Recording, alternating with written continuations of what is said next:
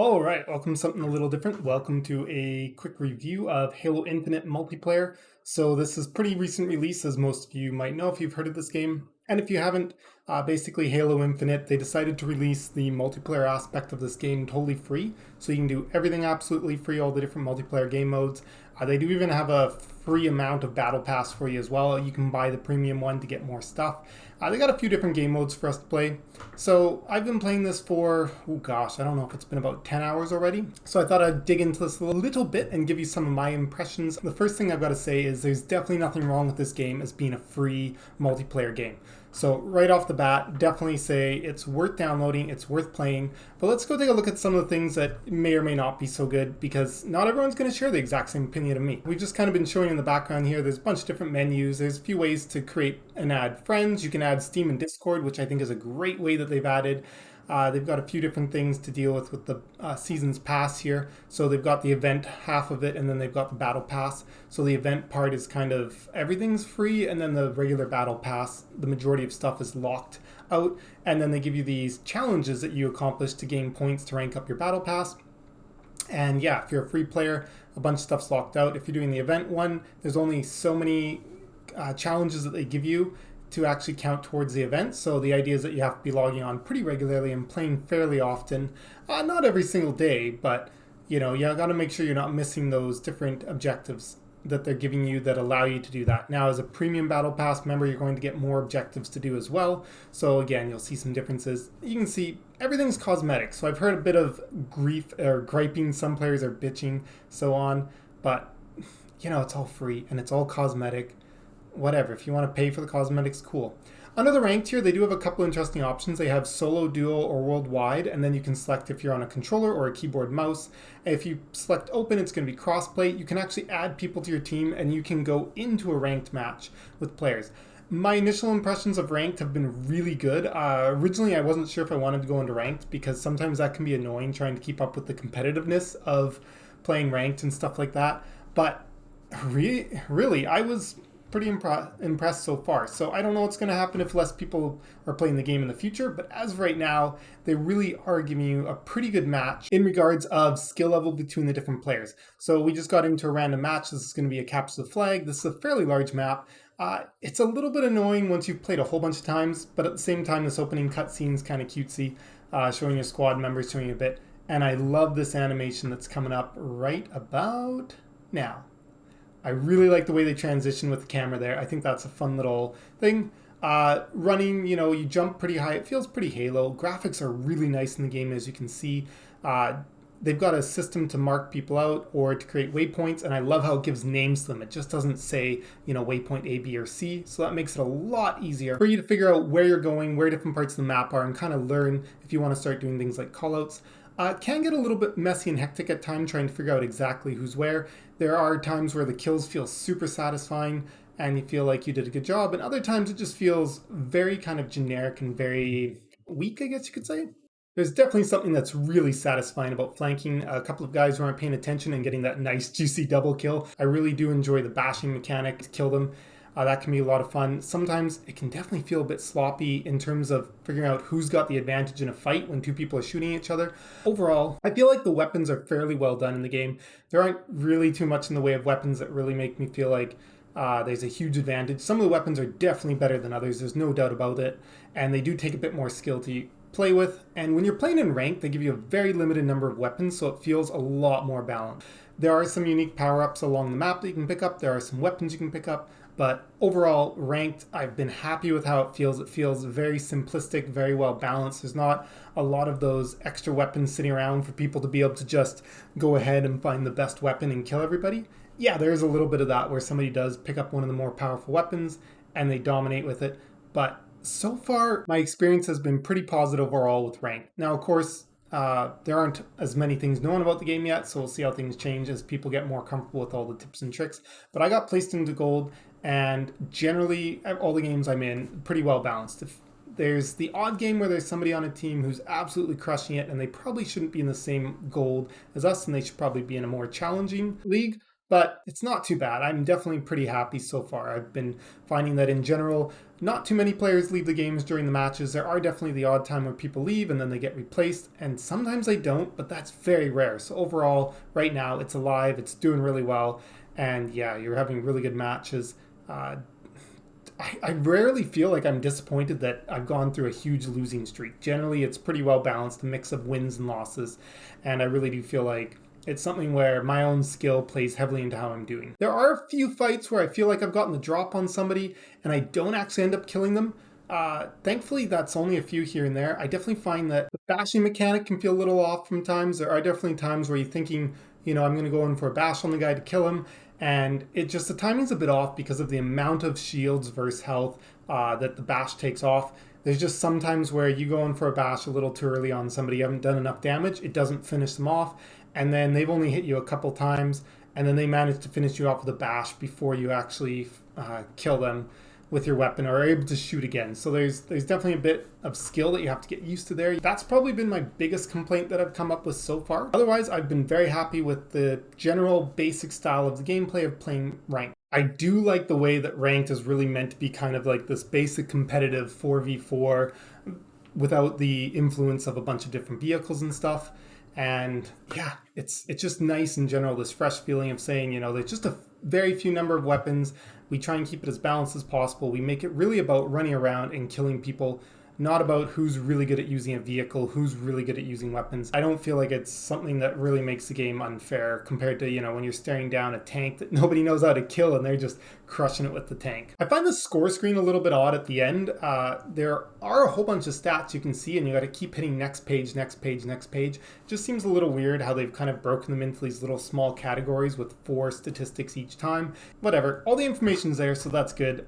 So when it comes to actually being able to communicate with your teammates, play it as a multiplayer game, right now people are not very talkative. So there is an in-game chat you can use. No one really does use it. I've seen the odd person type in it. I've typed in it once or twice, but it's very rare to actually see people using it and typing in it.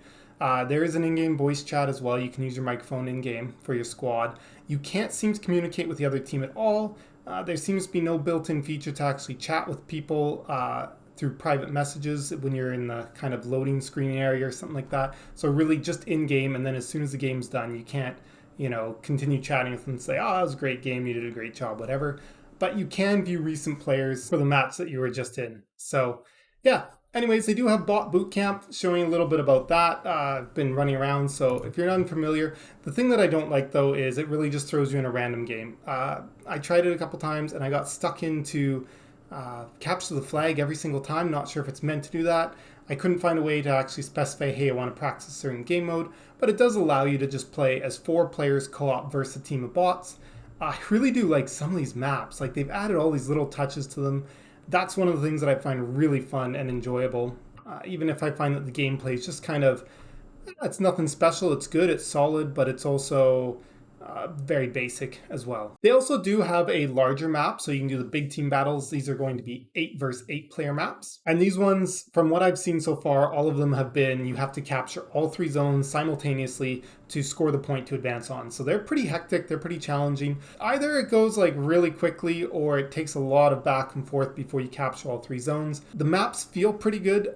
There's a little bit of times where I've joined something and it's turned out that somebody's too good with some of the vehicles that are on here and it's pretty challenging, but most of the time so far at least everyone's been fairly noobish, and there's been a lot of people like that guy where you just get a couple free kills here or there, or the guy in the vehicle's really not that great and dominating everything. There are lots of areas to run around and find different objectives to attack. You can get on, bike yourself. And so in general, there's just a lot of different ways that you can play around where vehicles aren't necessarily going to dominate the entire map, but it's definitely something to look out for a little bit. There are a lot of weapon pickups that happen on these 8v8 maps, including these weapon caches or whatever ordnance, I don't know what they are, that drop down from the sky there. Generally, they have an upgraded powerful weapon in them. So if you're lucky enough to find one of these, they can be great weapons to aid you with having a little bit more power than most of the standard weapons. And honestly, it can be a little bit hard to pick up weapons because they don't spawn in fast enough, the ones that start at the base. So you can see all these red holograms on the little wall mounts where you pick up weapons. uh, yeah, just a little bit frustrating there. That there's not more weapons always available for you to pick up a second weapon once you're on the map. So that's something I would definitely like to see a little bit different, is a bit easier time being able to find additional weapons as soon as you spawn in. But that's just one of the things that, you play more and you start learning where they are. As of right now, the teams are fairly evenly matched in a lot of matches. So generally, you're going to see that players aren't too spread out. And most of the time, the teams are going to stay within relatively similar score ranges. There's definitely some games you'll join when you're just doing general matchmaking like this, where there's a few people who are just crushing it on the other team, and it's almost like a lost match. You do have the problem too with people going AFK like this. It's very easy for them to do that, and there's no recourse. Even in the 4v4 matches, you could have a teammate who just AFKs and there's nothing you can do. Haven't found anything in regards to a vote kick yet. I haven't looked that hard, honestly, but yeah, it seemed a bit strange to me. Overall, the graphical performance I've been very happy with. As you can see, the game looks quite good. It's playing quite well. I'm able to get fairly smooth gameplay out of this. I'm definitely quite happy with how well the graphical performance holds up. And in these fights, there's very few scenes where I'm really suddenly getting bogged down at the graphics settings that I chose to use. My computer's definitely heating up a bit. I can feel the heat from playing this game. So it's pushing it, for sure. So even though the larger 8v8 maps aren't something I've been playing a lot, I've done a few of them, they still are fun to throw in there. It's really going to vary a lot depending on how the game continues to go in terms of how many people are queuing up and kind of the skill level matching that's happening, because this is open. There is no ranking system. So you can easily end up at a point where there's teams that are just way too imbalanced for it to be fun to generally queue. But as of right now, it's generally very fun to queue. You get very few games where there's this huge disparity in skill level between the teams that make it less enjoyable to play. So definitely having some fun with that. Now I did decide to look under the custom games, see what they've got here. So you actually are able to create your own lobbies, you're able to create your own settings, you're able to pick the map that you want to go on, and it was not easy to figure this out. I did end up figuring it out. So here I've loaded up a map, I'm the only one in there because I didn't make it open to other people. So surprisingly enough, it lets you just run around by yourself. You can explore the map, you can see what it looks like. So that's a nice little touch. I'm definitely happy about that. This map Streets is definitely one of the ones that I like. I especially like doing this with strongholds. That's a fun game mode. Quick play is just generally like ranked. It's 4v4, except that you're going to have access to a lot more weapons. You're going to have access to non-ranked matchmaking. So players could be of any skill level. You could end up getting very unbalanced teams. As of right now, this hasn't been a big issue. Generally, it's been just a bunch of noobs shooting around, having some fun with the odd player who's better than the rest. I've had some games that are lopsided for sure, but generally it hasn't been an issue yet. So that's been great. It's been wonderful too. The most common complaint that I have is sitting at the loading screen because I've got a faster computer and having to wait for other players finish loading. First world problems, of course. So again, that nice transition when you zoom into your character. Love that animation there. Yeah, so this is just bunch of players just chose to come in and play. We got given oddballs, so you get given a few different mission types.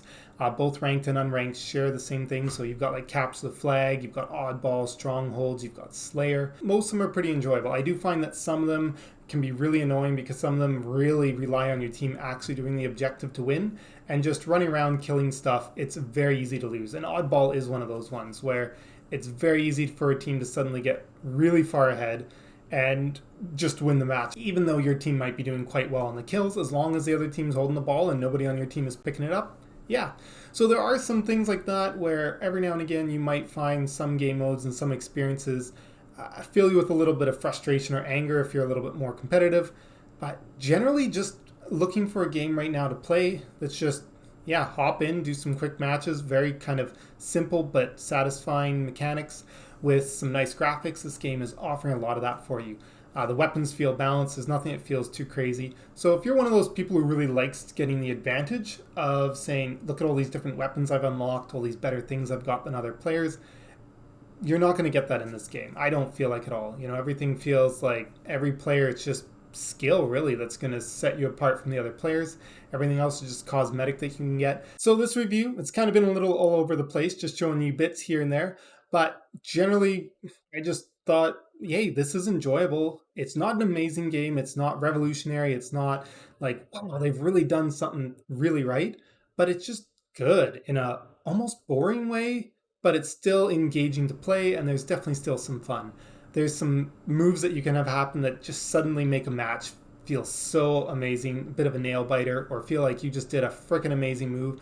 And of course, there can be times where you just feel like, ah, I suck or I'm on the worst team or whatever. Overall, my experience in matchmaking being in gold, which is not even that high, has been phenomenal. It's been great. I've really been happy with ranked. The downside, of course, with ranked is that you're losing out on having the vehicles in the maps and a lot of the additional weapons because they keep it very simplistic to try and keep it balanced. Whereas if you're doing these quick play unranked matches, you're going to be finding that you're getting a larger variety of weapons. Some of the maps will have vehicles, and so there'll be just a few things like that that are going to change the gameplay experience, and you don't have the benefit of matchmaking queuing up with players who are similar, so you might not find it as enjoyable as a result. So at the end of the day, yes, I do recommend playing this game if you are finding that you're looking for something to play that just gives you some nice competitive multiplayer in these kind of 4v4 matches, or even if you want to goof around in the 8v8. The graphics are really nice. It's got reasonably solid gameplay. There's no major things to detract from it. Most of the time it feels well balanced, although there are a few things that are going to feel like you're not really sure why you didn't win that fight. There's definitely some times where I feel like I got the drop on the guy, I was hitting him first, I really should have won that, and especially when using the bash mechanic, that's the hardest one. In general, 90-something% of the time, I really feel like the weapons hit fairly between the players. So there you go. Hopefully I gave you a lot of insight into the game. The things that do make it good, aside from the fact that it's just free and it's nice graphics with Halo theme. And that way you can think a little bit more about, yeah, there are these other things that I like that you're saying. And of course, a few things that maybe might be red flags to you say, okay, yeah, this isn't really what I'm looking for. I don't want to waste my time downloading, installing this game just because it's solid but not amazing. You know what I mean? So if you're looking for something that is very unique experience or really kind of breaking the mold or making something a lot better than what we've seen before, I don't really think this is it at all. But this is definitely a great solid option if you just want something else in your back pocket. You don't have to pay a penny to hop in and enjoy some matches from time to time. So I hope you guys enjoyed my thoughts on Halo Infinite. Definitely been playing a little bit too much of the multiplayer this weekend and thought I'd share it with you guys. So as always, have a great day and we'll see you in the next video.